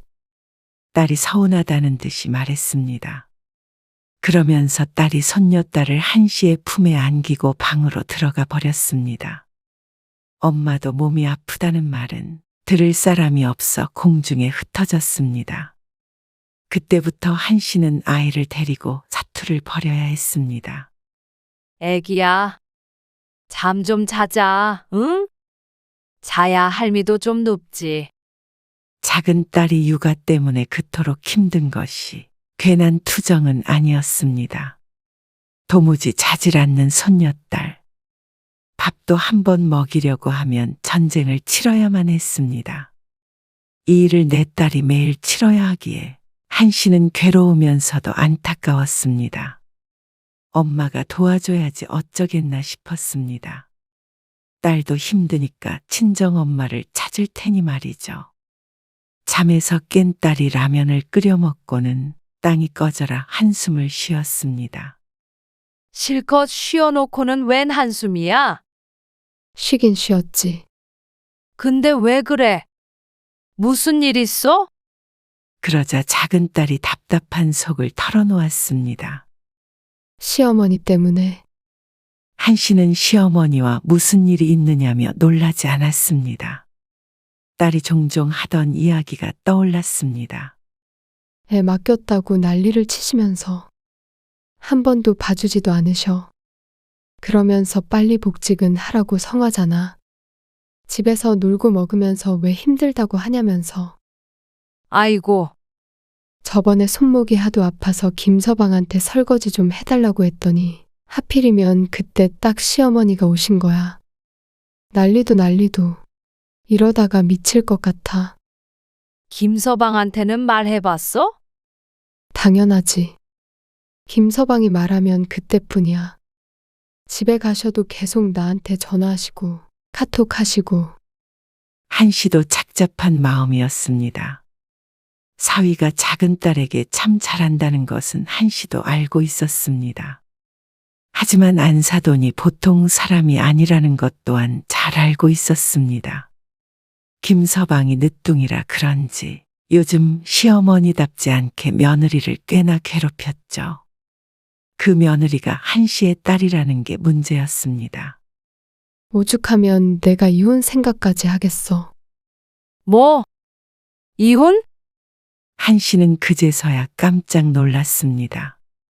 연애 시절부터 서로 죽고 못 살던 딸 부부였는데 이혼 이야기까지 나올 줄은 상상도 못했습니다. 충동적으로 그러지 마. 그러자 딸도 심란한 표정을 지었습니다.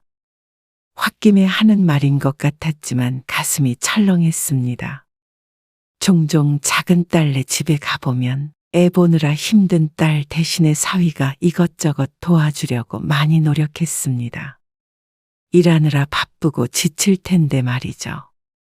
한 씨가 딸에게 사위와 좀 더 대화를 나눠보라며 설득했습니다. 그렇게 다음날 돌아간 작은 딸. 그리고 며칠 뒤 한 씨는 가슴에 혹이 만져져서 병원에 다녀왔습니다. 검사를 하기 전에 혹시나 유방암일까봐 무서웠는데 다행히 혹이 몇 개 발견되었습니다. 아직 제거하지 않아도 되지만 지켜봐야 한다는 말을 들었는데 거기에 더해 몸살까지 함께 와서 이러다가 자리보전하고 눕는 것 아닌가 하는 생각이 들었습니다. 충분히 휴식을 좀 취하세요. 역시나 병원에서 한결같이 하는 말이었습니다.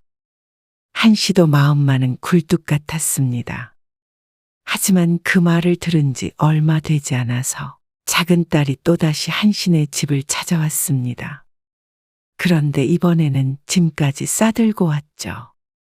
진이 너 뭐야? 이 짐은 다 뭐고? 한 씨가 당황하여 묻자 딸은 태연하게 말했습니다. 당분간 엄마 집에 있으려고. 뭐? 이렇게는 못 살겠어. 한 씨가 기가 막힌 헛웃음을 지었습니다. 너 집 나왔어? 그러니까 작은 딸이 말했습니다. 비슷하지 뭐.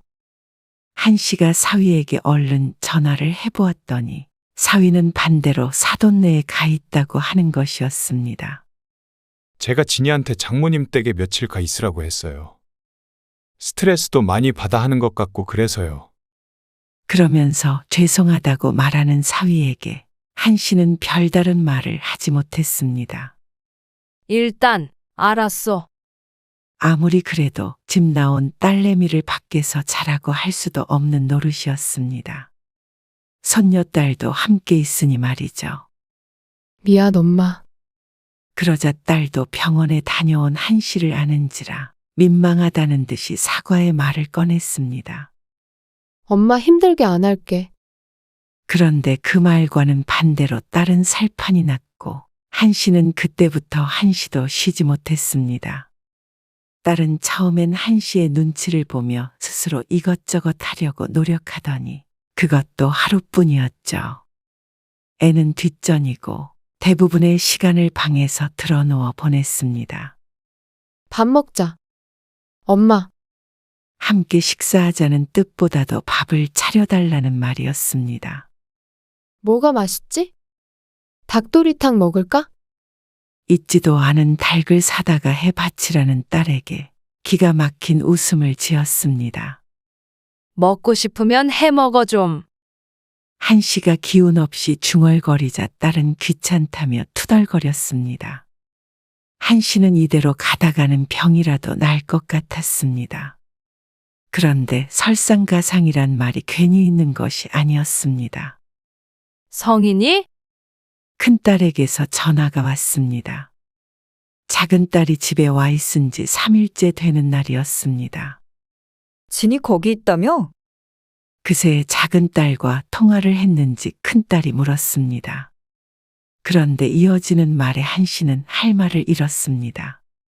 아니, 박서방 어제 출장 갔거든. 애들도 어린이집 방학했어. 난 회사 하루 쉬고. 그래서 주말 껴서 엄마 집에 가려고. 뭐야? 너까지 오면 어떡해? 엄마 몸이 안 좋다니까. 뭐야, 나도 힘들어. 진이는 가도 되는데 나는 안 된다는 말이야? 큰딸이 무척 서운해하며 중얼거렸습니다. 너는 안 된다는 게 아니라 엄마 몸이 안 좋다니까. 누가 엄마한테 뭐 해달래? 그냥 가서 진이도 보고 조카도 보고 그렇게 가족끼리 시간 좀 보내려는 거지. 이런 때 아니면 우리가 다 같이 있을 일이 거의 없잖아. 한씨가 말이 없자 큰딸이 덧붙였습니다. 그리고 엄마 아픈 거 아니까 내가 가서 도와줄게. 진이네 애기는 어려서 손이 많이 갈 거 아니야.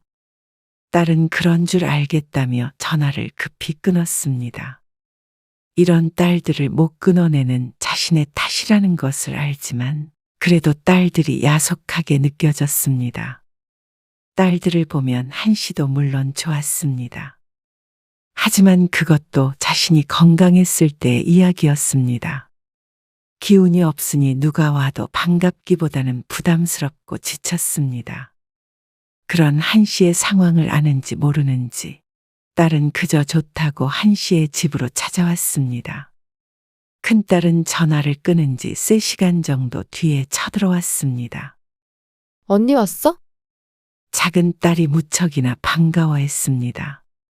손주들도 어린 사촌동생이 예쁜지 신이 났습니다. 그 와중에 심란한 것은 한씨뿐인 듯 했습니다. 그리고 도와준다는 말을 믿었던 게 바보였습니다. 큰딸도 작은딸과 마찬가지였습니다. 아니, 큰딸내가 오고 나서부터는 한씨가 해야 하는 일이 3배, 4배 늘었습니다. 엄마, 애들 내복 2벌 챙겨왔는데? 하나 안 보여. 아침에 뭐 흘려서 갈아입혔어.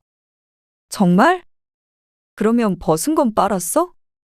빨래통에 있지. 뭐? 그럼 이따가 잘 때는 뭐 입히라고? 바로 빨아서 널었어야지. 그런다고 벌써 말랐겠어? 한씨의 말에도 큰딸은 투덜투덜 말도 많았습니다. 뻔히 음식을 흘렸던 것을 알고 있었을 텐데 이제 와서 한씨의 탓을 하는 딸이 어처구니가 없었습니다.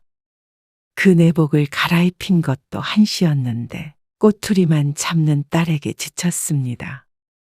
그리고 뭐 해달라, 뭐 챙겨달라. 밥이나 설거지는 큰딸이 하긴 했지만 그 밖에 자잘한 일들은 모두 한씨를 불러 해결하곤 했습니다. 엄마, 그거 피야?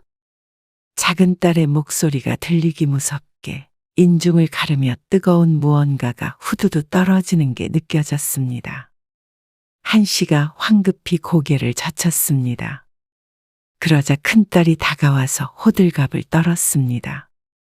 어머, 엄마 코피나. 고개 젖히면 안 돼. 숙여야 된대. 그러면서 휴지로 코를 막아주는데 숨이 막혔습니다. 단순히 코가 틀어막혀서가 아니라 지금 한씨가 처한 상황이 답답해서 그런 것이 더 큰 듯했습니다.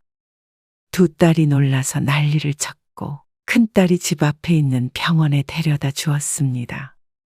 수액 맞고 갈 테니까 집에 가 있어. 1~2시간 걸린다는 간호사의 말에 한씨가 큰딸을 돌려보냈습니다. 얼마 전에 검사한 결과 큰 병이 없는 건 알고 있었습니다. 단순히 피로해서 그런 것임은 알고 있었지만 이대로 지냈다가는 없던 병도 생길 것 같았습니다. 1시간 반 정도 수액을 맞으며 누워있자 설핏 잠에 들었습니다. 오히려 집보다 병원에서 더 마음 편히 휴식할 수 있었습니다. 그런데 몸을 추스르고 집으로 돌아온 한씨는 눈앞에 펼쳐진 난장판에 기함을 했습니다. 아이 셋이 어지른 거실을 치울 생각도 안 하고 두 딸이 식탁에 앉아서 깔깔대며 수다를 떨고 있었습니다. 엄마, 괜찮아? 병원에서 큰일은 아니라고 그러지? 그러게. 엄마는 아무것도 하지 말고 들어가서 자.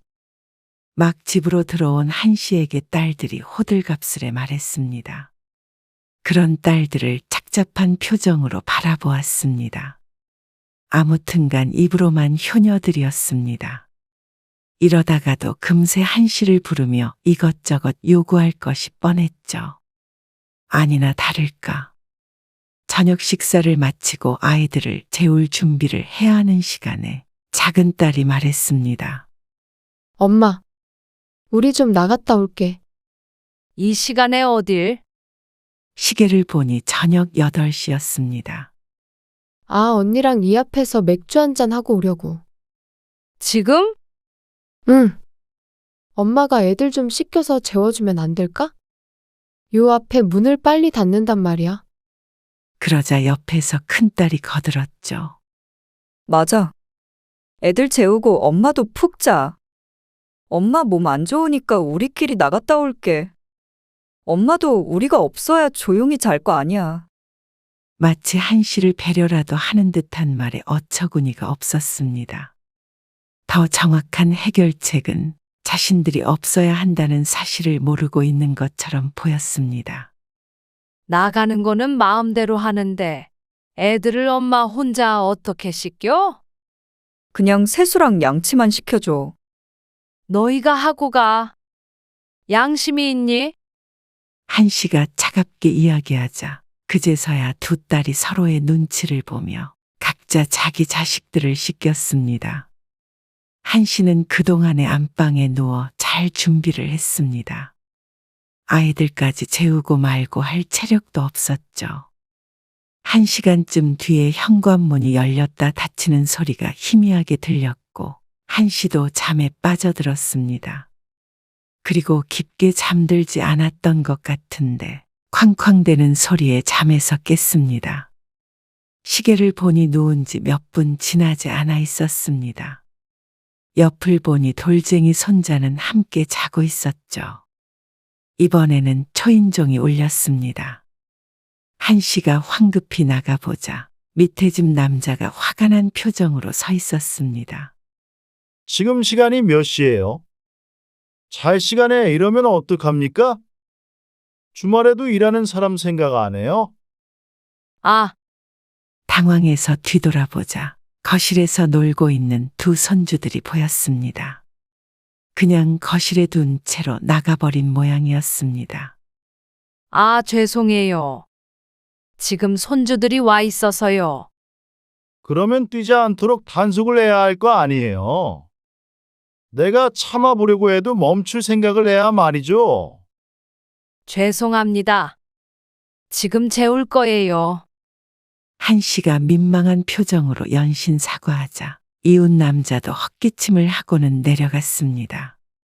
한씨는 뒤돌아 서서 두 손으로 얼굴을 문질렀습니다. 더 이상 견디기가 힘들었습니다. 손주들을 방에 눕혀놓고 한씨가 그 옆에서 다시 잠을 청했습니다. 그리고 아침 일찍 일어나 보니 거실에 딸들이 널브러져 있었습니다. 얼른 일어나 봐. 성이야. 진이야. 그런 딸들을 한씨가 흔들어 깨웠습니다. 어제 몇 시에 들어왔는지 모르겠지만 둘 다 안색이 좋지 않았습니다. 아, 엄마. 얼마 못 잤어. 애들 밥 좀 줘. 유언이라도 남기는 사람처럼 큰딸이 그 말을 내뱉고는 다시 베개에 얼굴을 푹 파묻었습니다. 그런 딸을 한씨는 더는 두고 보지 않았습니다. 덮고 있던 이불을 확 빼서들고는 말했습니다. 어서 일어나라니까. 그리고 짐 싸. 그러자 딸이 무슨 일인가 싶어 눈을 꿈뻑꿈뻑 뜨고는 어리둥절한 표정을 지어 보였습니다. 너도 얼른 일어나. 옆에 누워있던 작은 딸에게도 똑같이 하자 딸들이 물먹은 손마냥 흐느적거리며 일어나 앉았습니다. 아, 왜 그래? 그리고 진작부터 일어나 있던 손주들은 그 뒤에서 놀고 있었습니다. 어서 짐 싸서 너희 집으로 돌아가. 갑자기 그게 무슨 말이야? 이대로는 내가 제명에 못 살겠다. 너희도 집에 가서 이혼을 하든지 말든지. 힘들든 말든 알아서 좀 살아. 그러자 딸들이 황당한 표정을 지으며 대꾸했습니다. 갑자기 왜 그래? 진심으로 하는 소리야? 그래. 엄마 힘들어서 죽는 꼴 보고 싶은 게 아니면 제발 좀 쉬자. 쉬면 되잖아. 어쩜 30 넘어서도 이렇게 철이 없는지 몰랐습니다. 딸들 와 있으면 좋지 않아? 그러게. 이렇게 말동무도 하고 우리가 있는 게 엄마는 귀찮아? 귀찮고 말고 할 것 없이 딱 쓰러지기 일보 직전이야. 코피까지 쏟은 엄마를 보고 아무 생각도 안 드니? 황당한 마음에 대꾸하자 딸들은 오히려 한시 보고 너무한다며 볼멘 소리를 했습니다. 그렇다고 힘들어서 친정 찾아온 딸들을 이렇게 아침부터 깨워서 쫓아내? 너무한 거 아니야, 엄마. 남들은 자식 오면 그렇게 좋아하고 안 자고 가면 서운해하고 그러던데 엄마 맞아? 제 딴에는 그냥 하는 소리일지 몰라도 한시는 엄마가 맞냐는 그 말에 뚜껑이 열리는 기분이 들었습니다. 이런 게 엄마면 은퇴할란다. 뭐? 엄마 노릇하다가 병들기 전에 그만한다고. 그러고는 당황해하는 딸들의 짐을 현관 앞에 던져놓았습니다. 그러자 사태의 심각성을 알았는지 딸들이 주섬주섬 짐을 챙겼습니다. 그리고 나갈 때는 기가 막히다며 씩씩거렸죠. 엄마 이러고 나중에 딸밖에 없네 어쩌네 하지 마. 우리 진짜 서운하니까. 한시는 대꾸하지 않고 현관문을 닫았습니다. 그러자 집안은 쥐죽은 듯이 고요해졌습니다. 한시의 입에선 긴 한숨이 나왔습니다. 안도의 한숨이었습니다. 딸들이 서운해서 당분간 연락을 끊은데도 할 수 없다고 생각했습니다. 하지만 그런 한시의 생각을 비웃듯 딸들은 한 달도 지나지 않아서 또 연락을 해왔습니다. 내가 삐지긴 했었는데 그래도 딸이니까 참았어. 누가 참았다는 건지 어이없는 말을 하던 딸은 또다시 애 좀 맡아달라고 하기도 했고 반찬을 해달라고 하기도 했습니다. 두 딸이 작정한 듯 다시 괴롭혀대는 딸들이 한시는 지긋지긋했습니다. 또 머리로 피가 몰리는 것 같아서 심호흡을 해야 했습니다. 그리고 그날 한시는 부동산에 집을 내놔버렸습니다. 이렇게까지 할 생각은 없었지만 더는 견딜 수가 없었습니다. 설마 금방 팔리겠나 싶었는데 한시의 집은 보름 만에 계약할 사람이 나타났습니다. 그제서야 딸들에게 말을 하니 둘 다 난리가 났죠. 이사를 간다고? 그래. 갑자기 무슨 이사야? 어디로? 한시는 고향으로 내려가겠다고 했습니다. 그래도 늙음하게 기댈 사람들이 있는 곳으로 가야 하니 말이죠. 고향에는 한시의 남동생도 있었고 친척이나 친구들도 여럿 있었습니다. 하지만 딸들은 기함을 했습니다. 그럼 거기 가려면 차 타고 3시간은 가야 하잖아. 딸들은 그러면 자신들이 어떻게 오냐며 놀랐습니다. 한시는 그래서 딱 좋다고 생각했습니다. 대도시라 큰 병원도 있었고 노후를 보내기에 전혀 불편함이 없을 것 같았습니다. 무엇보다도 딸들과 왕래하려면 큰 맘을 먹어야 했기 때문에 오히려 명줄이 늘어날 것 같았죠. 딸들의 아우성은 무시한 채로 한 씨는 이사를 했습니다. 그리고 시간이 지날수록 후회했습니다. 힘들어서가 아니라 왜 진작에 이사하지 않았나 싶어서 후회스러웠죠. 너무나도 편한 삶이었습니다. 너희는 거리가 머니까 명절 때나 시간 나면 한 번씩 와. 너무 멀어서 힘들면 엄마도 건강 좀 회복하고 시간 있을 때 한번 올라가든지 할게. 태연하게 말하는 한 씨에게 딸들은 죽는 소리를 했습니다. 그래봤자 시집 이야기, 육아 이야기 등이었습니다. 너희 인생이고 너희가 선택한 삶이니까 극복해봐. 힘들면 박서방이나 김서방하고 잘 상의를 해보고. 엄마도 엄마 인생 좀 살자. 처음 1년은 연락도 뜸했고 딸들도 괴로워했습니다. 하지만 시간이 지날수록 오히려 서로에게서 독립된 것 같아서 장점이 더 컸습니다. 보고 싶을 때 자주 보지 못하니 더욱 애틋하기도 했죠. 여러모로 잘한 선택이었습니다. 딸들과는 종종 전화하면서 서로 소식을 전하면 반가웠습니다. 몸이 멀어지니 오히려 마음의 거리는 가까워지는 것 같았습니다. 한 씨는 딸들과 전화를 끊고 집을 나섰습니다. 요즘엔 동네 친구들과 공원에서 산책도 하고 시간도 보내는데 그게 그렇게 활력을 주었습니다. 한 씨는 더 이상은 기운이 없지도 코피를 쏟지도 않았습니다.